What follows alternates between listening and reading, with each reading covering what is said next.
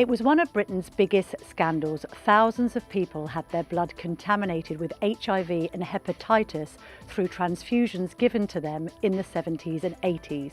Factor VIII was at the time hailed as a medical miracle, but for many it blighted the rest of their lives and in some cases even killed them.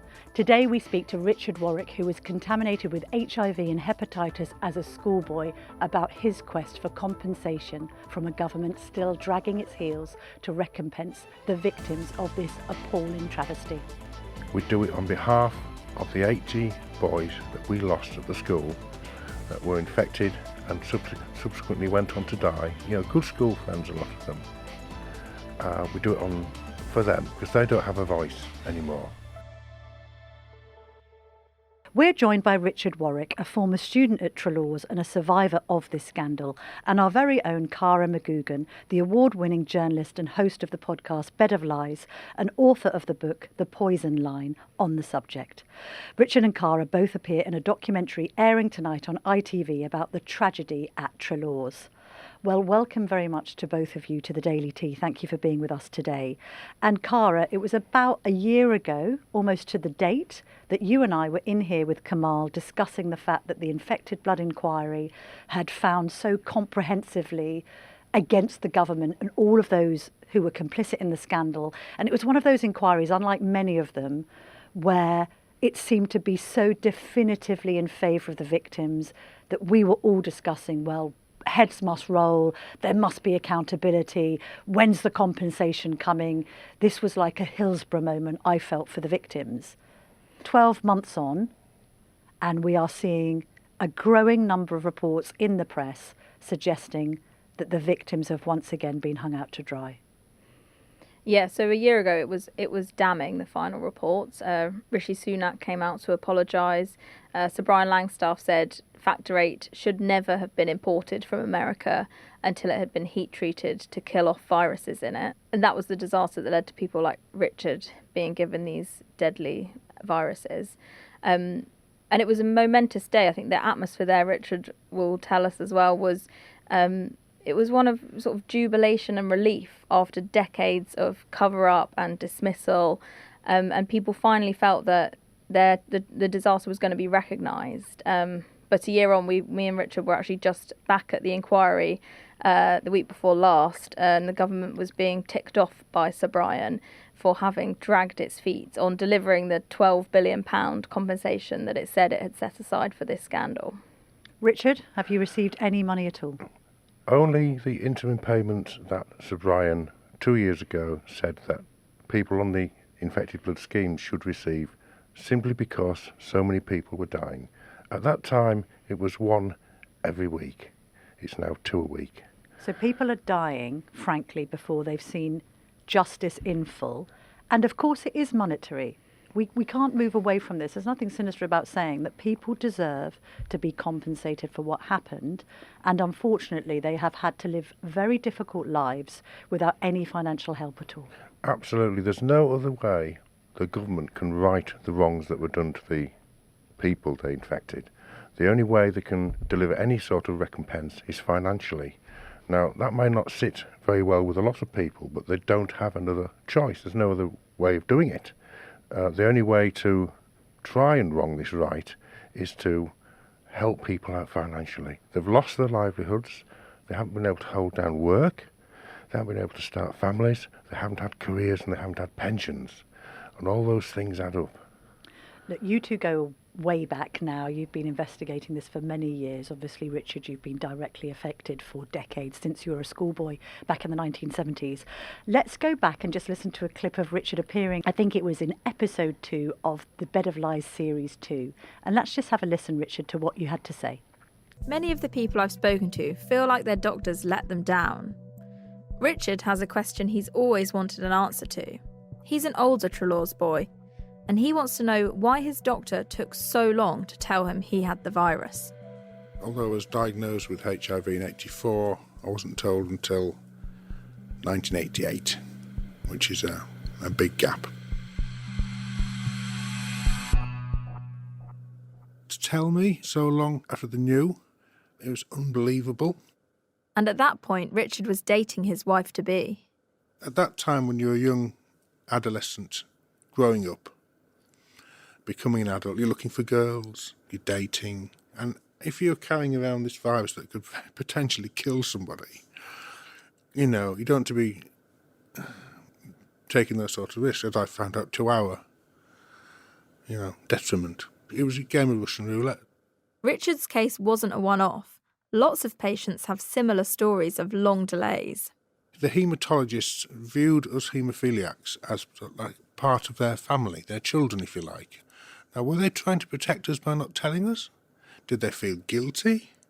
I mean, these are all unanswered questions which only they can answer. Unfortunately, there's not many of them about to ask anymore. So before we get into your personal story, Richard, just give us the background to what happened at Treloar's. So Treloar's was a specialist school for children with physical disabilities, and it had an on-site medical centre, which meant it was a perfect place to treat children with haemophilia.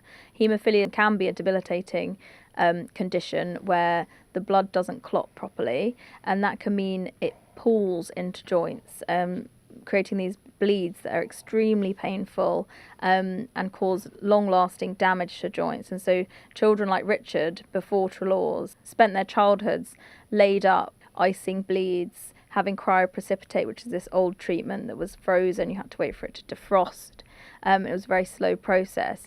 So Treloar's was suddenly this place where children could be treated at school. They could go to lessons, leave for treatment, come back to lessons, rather than missing months' worth of school, which is what Richard was doing before he went to Treloar's. Richard, tell me what you remember about that very early period of your life. When were you conscious that you had this condition?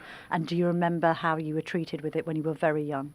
I remember my parents just wanting to keep me inside in the house all the time because they were petrified every time I knocked myself.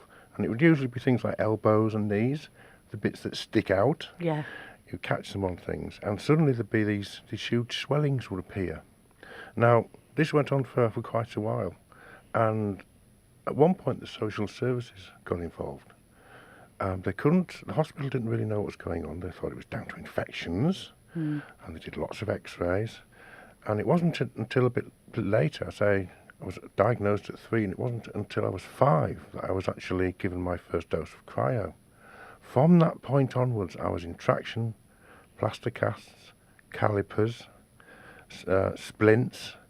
They just didn't know how to treat the bleeds. So you associate in your own mind that form of quite brutal treatment with making your life quite miserable. Yes. So was yes. it a case that when you got to Treloar's and this magical factor 8 appeared, that you and your parents and I presume other pupils at the school were sort of heralding some kind of miracle? Yes. What initially happened, I think it was my 9th birthday, my haematologist handed my mum and dad this leaflet describing this school in Hampshire, 300 miles away, that could look after me. They had on-site care, as Cara says, and they also had a world-class education. Now, this all seemed too good to be true. The downside of it was that it was so far away, and I would never see my mum and dad for long periods of time. And it wasn't until, I would say, 2 years after being there that we realised something was seriously, seriously wrong with what was happening to the children and our school friends. We initially got on very well together because, after all, we were now amongst children, other kids, that were suffering the same consequences and going through what we were going through. So there was this comradeship between us, and it was wonderful. The place itself was open. There were outdoor pools, sporting facilities, archery, fishing, sailing, shooting. We do all these things we couldn't do at home, that our parents wouldn't allow us to do. So it was about 1978, and there were groups of haemophiliac children walking around with bright yellow eyes. And we thought, my God, what's going on? Yeah. This can't be right. And from that point on, that's when it started to get really, really bad. Cara, fill in the gaps here. So Factor 8, we were importing the bulk of it from America, and it was being made with the plasma or from paid-for donors. So here in the UK, it was illegal to pay for plasma donations. Like with blood, it's a gift relationship. You give blood for altruistic reasons. But in America, plasma was paid for. And that meant America was kind of farming up plasma and making Factor 8 to kind of service the world, particularly Britain, where we weren't collecting enough. But what was happening is the people that were being paid for their plasma were often in need of that money. You found they were at higher risk of bloodborne diseases.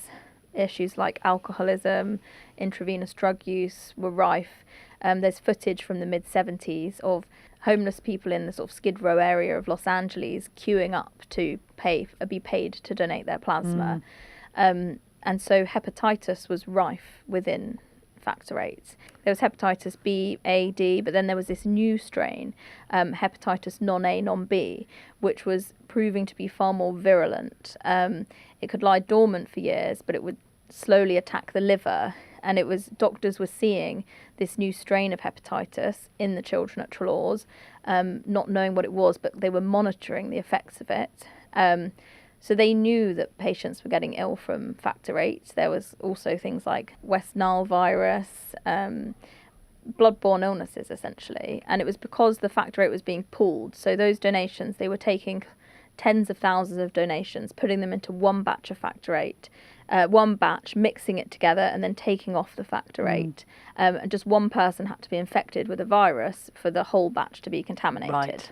And you're being very careful about how you're saying it, because we don't actually... The stigmatisation, it's an important issue to just address here, because admittedly there were some people that were hard up, and that could have been because they were drug addicted. It could have been because they had just come out of prison. It could have been for any number of reasons, but they end up being tapped up to give donations. We can't really blame or stigmatise those people, because it's not their fault that we had the state-sanctioned acceptance of infected blood that then comes to the UK and ends up being put into your veins, Richard, and the veins of many other boys at Treloar's school. Yes. You're walking around, you're seeing pupils with yellow eyes, clearly heavily jaundiced, clearly very badly affected by a treatment that is being billed as something that can help them and save them. At what point in all this are your parents aware or made aware of what's been going on? They're not. That's the bottom line. They weren't kept up to date on our treatment. They weren't kept up to date on treatment changes, our health, any reactions to different types of treatment that we had. We weren't really sure ourselves what was going on down there. We were segregated in the dining room. Our plates were marked, and we were kept away from other physically disabled children. Do you know what age you were, or how long you were into your treatment when you started becoming iller than you were with the haemophilia? Oh, I would say 12. And what do you remember of that period, Richard? I think the thing is, when you're kids, when you're young, you tend to be quite, I won't say flippant about things, but things tend to wash over you a bit. And when you're together, when you actually are able in a group to, I mean, we were playing about, we were just being children. Yeah. And I don't think at any point we thought, growing up, that there was this sort of possible conspiracy that the people who were supposed to be looking after us, taking care of us as though they were, one, our parents while we were away from home, and two, the health professionals that were allegedly trying to make us better and keep us healthy, would do anything negative to impact our health. It was only when we realised, I think, fully at the inquiry and got hold of our treatment records, those who were fortunate enough to be able to get hold of them from the school, because a lot of them had vanished, that we realised the extent of these long, what they called prophylaxis trials, which is when they gave a boy with haemophilia treatment every other day or every day for up to 2 months. I know one person who has records of 2 months of constant daily treatment when they didn't need it. Yeah. The worst thing about it is is that they mixed the batches up, they mixed the manufacturers up, and just picked random medicines, if you like, random treatment off the shelf. So whereas they could have stuck to, say, one batch from one maker and limited it to, say, 30 or 40,000 donors. Now, what's 30 or 40,000 donors? But they used multiple batches from different manufacturers, so it ended up being hundreds and hundreds and hundreds of thousands of donors we were exposed to. And I would just jump in there quickly.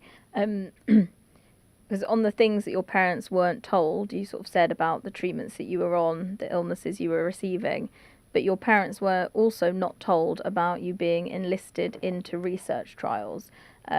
Against your own knowledge and theirs, there was no sort of permission given for you to be put on those trials.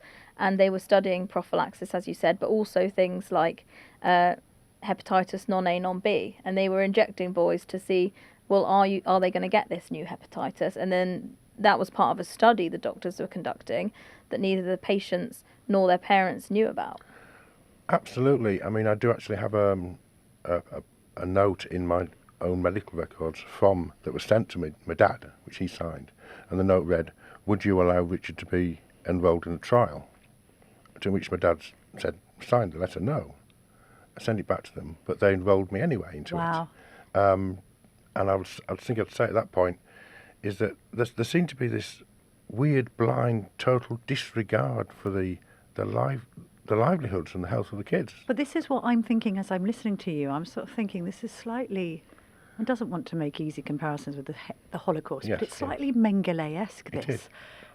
I'm getting the impression that people were completely cavalier with the idea of using schoolboys as guinea pigs. Oh, 100%. Now the question is that done in a malign way or a benevolent one?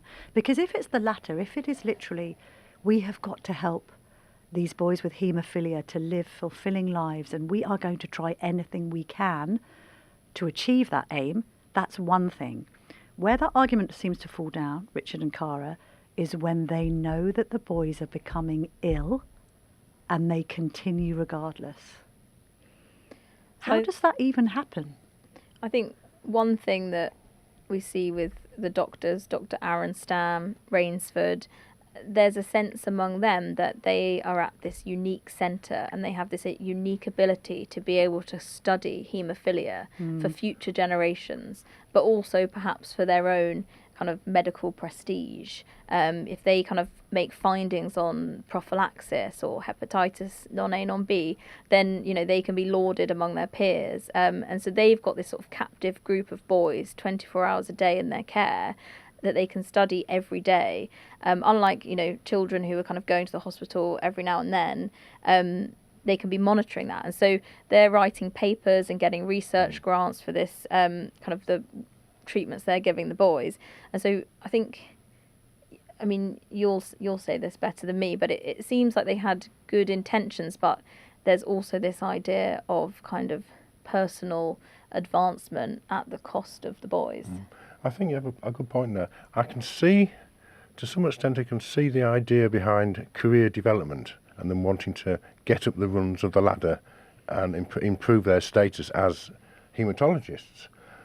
But I would have thought any self-respecting haematologist that knows anything about blood-borne viruses would not for one moment want to jeopardise and increase the risk of harming their patients by increasing the number of donations, essentially, that they're giving to the kids. It's extraordinary. That just doesn't make sense to me. Richard, what did you get infected with and when did you find out that you were? I was infected with hepatitis B, I would say, from the first dose of concentrate that I had. So age 12? Perhaps a little bit younger than that, yeah. Right. Non-A, non-B, they reckon, I think the consensus is about 99% of concentrate carried non-A, non-B. So that would have probably been very, very likely been from my first... now known as hepatitis C. Now known as hepatitis C. And for me, again, through my medical notes, I found this out simply by doing a lot of research. I found the exact batch I was given that infected me with HIV, which was 29th of June 1978 for a left forearm bleed. Good God. And that was down to retrospective testing, where I could go back and look at the batch numbers. But you didn't find out. No, I didn't find out until a lot later. I was tested in 84, it was December 84, officially for HIV, but wasn't told until back end of 87, early 88. But you are told that you're HIV positive at a period in British medical history where we see the introduction of tombstone ads, Yes. we see the stigmatisation of patients with HIV, we've got associations made and conclusions being drawn, often falsely, about people's sexual history, accusations of promiscuity, accusations in a period where effectively patients were accused of bringing it on themselves. How did you get treated during that period, and how were you made to feel? I think I was very lucky, to be honest. We kept our heads down. We just didn't talk about it. We didn't even tell my wife we didn't tell her parents. And it wasn't really until that time when I went to the doctor's surgery after visiting him for a checkup for my epilepsy that, basically had to tell her that I was HIV positive. But when you finally received your diagnosis, you were already with your partner, Tina. That's right, yeah. And you'd been HIV positive for years, but no one had told you. No one had told me. That's the thing. So she'd been put at risk. She'd been put at risk. Did she get HIV? No, thankfully. And what were the symptoms that you were having to deal with at the time, and what kind of medications were you on? There weren't any medications. They came along in late 1990, early 1991 with AZT, Cydovidine, which was an awful drug. I think it killed as many people with HIV as it did help. But there was that interim time when, I had thrush all the way down my esophagus, lost tons of weight, all the usual things you'd expect to see with a compromised immune system. I was getting every cold going. I think I was down to about 8.5, 9 stone when we got married. How were you functioning, Richard? How were you holding down a job? I wasn't holding down a job, no. That's a very interesting point you make there. I did actually apply for a job at a local printing company working as a systems analyst, which is someone that basically looks after computers, when computers were big. And they were very keen to have me on because they knew that I'd worked writing games for computers in the early 80s. There was this huge, keen interest in home computing, things like the ZX Spectrum and the like. It will never take off. It'll never take off. It'll never be a thing. So I got into that. I got quite proficient at it. And as I say, this local printing company, I saw an ad, and they snapped my hand off. When can you start? And within a very short period of time, just one day out of the blue, the floor guy came up to me and said, "Richard, I'm so sorry, mate. You're doing brilliant here, but we've got to let you go." And he just left it at that. Why? Because he knew that you were infected? No. Certainly didn't tell him I was infected. We can only assume, and it makes perfect sense when you think about it, he'd put 2 and 2 together. He knew I was a haemophiliac. Yeah. And he'd seen press coverage of haemophiliacs dying from HIV, AIDS. And this was in the period where if you're in the same room, Exactly. if you touch a table that somebody who's got HIV touches, you're going to get infected. Mm-hmm. And Richard's symptoms, I think, included, which I hadn't heard of until we talked about it, but you developed epilepsy as a result, you think, of the HIV. Yeah, about I think it's about 8% of people that in a situation where the HIV isn't controlled, when it can run rampant, and the viral load can escalate into the hundreds of thousands of copies per mil, the virus can cross the blood-brain barrier and start messing with your brain. Yeah. And interfering with your neural pathways, and you can start fitting quite violently, often a number of times a day. I mean, Richard, I'm thinking back to the whole of your life. I mean, have you had any periods where you've been well? To me, what's the definition of well? If you've got no baseline, if you've got nothing to measure it against, You've been suffering from symptoms Yeah. of everything that's happened and all of the diseases you've been infected with. I mean, the other thing about hepatitis is how I know that the medication to control HIV has come on leaps and bounds. I don't really know much about hepatitis and how it's treated and how you can live with conditions like that. The interferon treatment, especially the early stuff, was awful. It turned, I wish Tina was here, she could tell you herself, it turned me into a monster. You were itching from the very top of your head to the tips of your toes, itching, rashes, just boils and lesions everywhere, and you'd scrape away your skin trying to stop it. And the supply with like 6 bottles of it's like eczema cream, I forget what they call it now, but you'd plaster it on in the morning and it would slowly soak in, and then you'd do the same before you went to bed, just to try and calm down the pain. If you've ever had shingles, Yes. It's like all over body shingles. Yeah, it's like all over body shingles. Horrific. And then the thing, I mean, that was bad enough.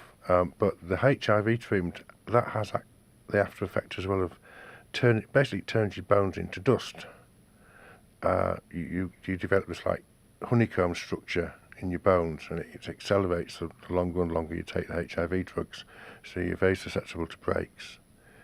On top of haemophilia. On top of haemophilia, so it's. Can you tell me a bit about Tina? Because I'm sort of thinking about all this, and I'm assuming as well that you wouldn't have been able to have a family because of what happened. No. She must have been an extraordinary support to you. She was, yeah. And of course, that brings us precisely to the point you've just made there. We weren't able to have a family because essentially Tina was told to have accidents happen, shall we say. Yes. That accident did happen, and it was in the middle of between, if you like, being infected or me being told I was infected and treatment becoming available. So we had this choice to make. Tina and I were called in. She was told, I mean, she knew anyway with the morning sickness, and she was firmly but politely, we were both firmly but politely advised to have the child terminated. At the time, looking back, I don't think we could have done anything else. The situation we were in, we were both beside ourselves anyway. So we had this choice to make. Do we bring a child into the world that could possibly be HIV positive, for which there was no medication available, that could possibly die within 2 years? Or do we bring a child into the world that's, for argument's sake, isn't HIV positive, but whose father is, of which there's no treatment available, who could also die within 2 years? So it seemed like a no-brainer, but at the end of the day, it still made no difference. We weren't able to start a family.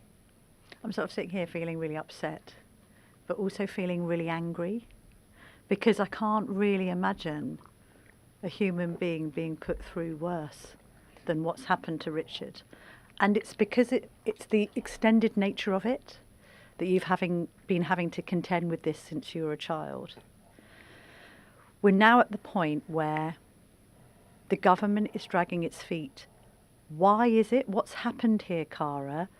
Why isn't Richard being looked after by a state that so catastrophically failed him? People listening and watching this just won't be able to understand why such an obvious injustice hasn't been put right.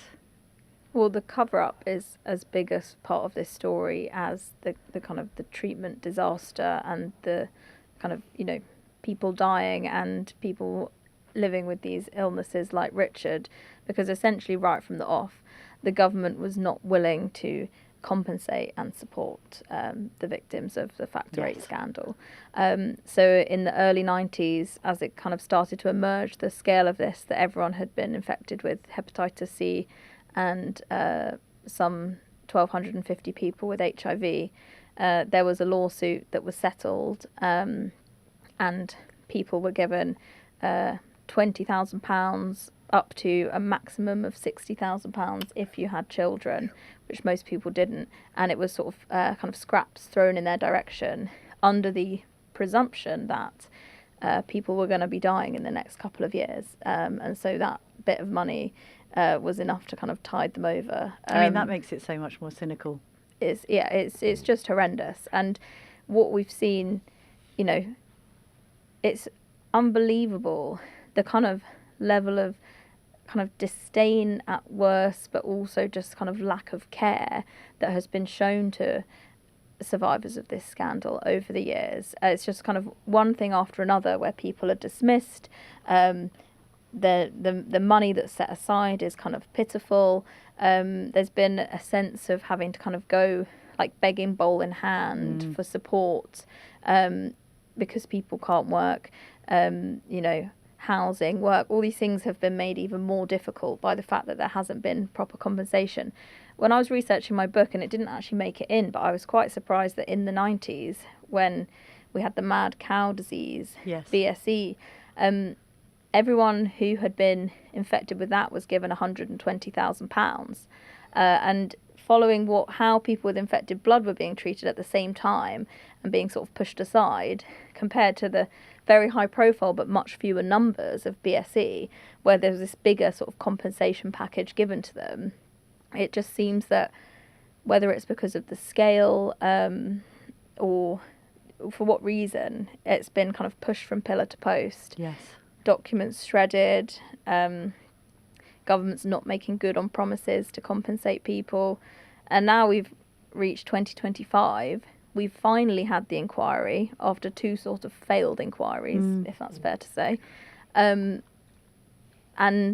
a year on, it's still waiting for compensation. I mean, not to age you, Richard, because you mentioned 1978. I was just thinking that was when I was born. So this scandal has been going on for as long as I have been alive. Right. I'm noting here that more than 30,000 people altogether were affected by this. 3,000 people have died. Mm-hmm. As you say, Cara, we're now in 2025. Richard, what do you want?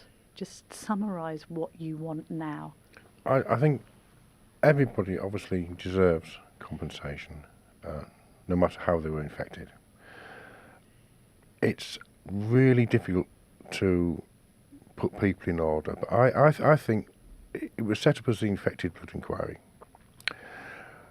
People that are very ill or very old and that are infected should be paid out straight away because they're already on the schemes, they're already on the government schemes that in the past have given financial support, albeit a small amount, to keep people so that people can be provided with the things they need to function living with these viruses.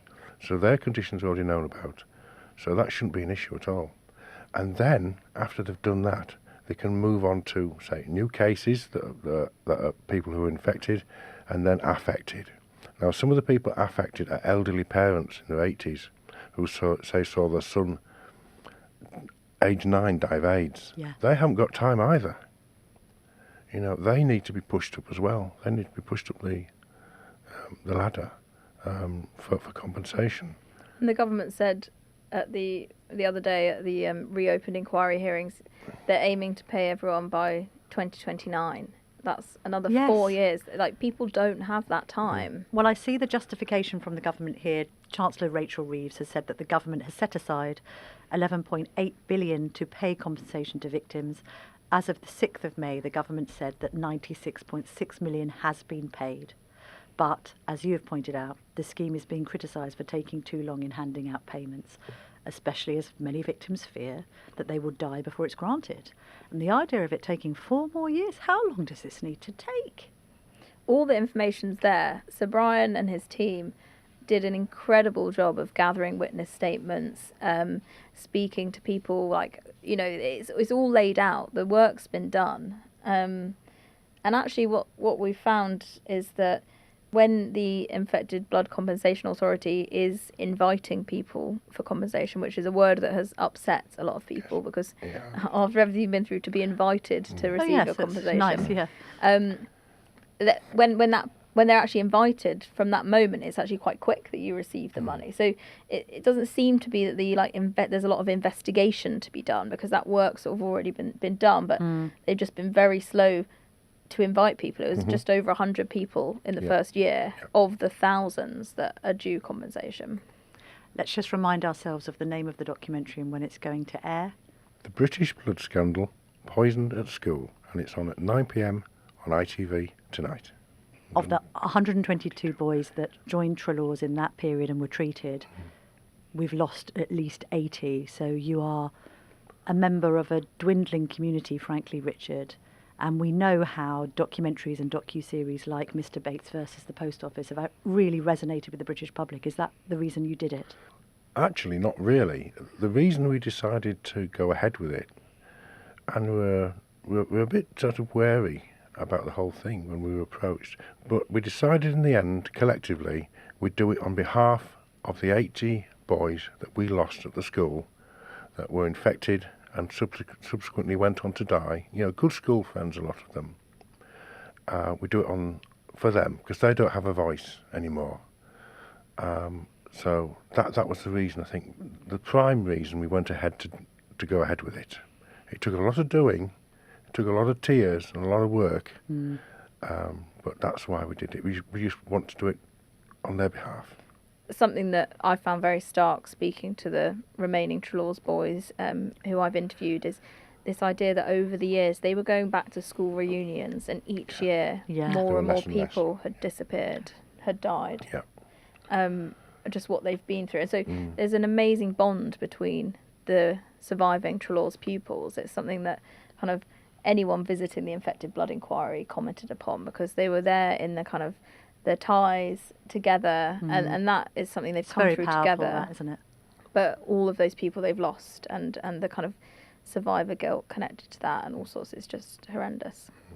There's a lot of survivor's guilt, I can assure you. And it's funny, you know, because I've commented on this before. It always seemed to be the biggest lads, you know, the loudest, the strongest lads that went first. That probably wasn't the case, but that's how it appeared to us, you know, after leaving school. So, but it also, that hits home, doesn't it? The lack of care that was taken towards you all, that actually living or dying becomes a bit of a lottery. Yeah. And of course, on top of that, Sir Brian said in his summing up, this was no accident. You know, that's the bottom line. It wasn't an accident. Should never have happened. Should never have happened. Brilliant. Richard, Cara, thank you very much indeed for joining us on the Daily Tea. Thank you. Thank you.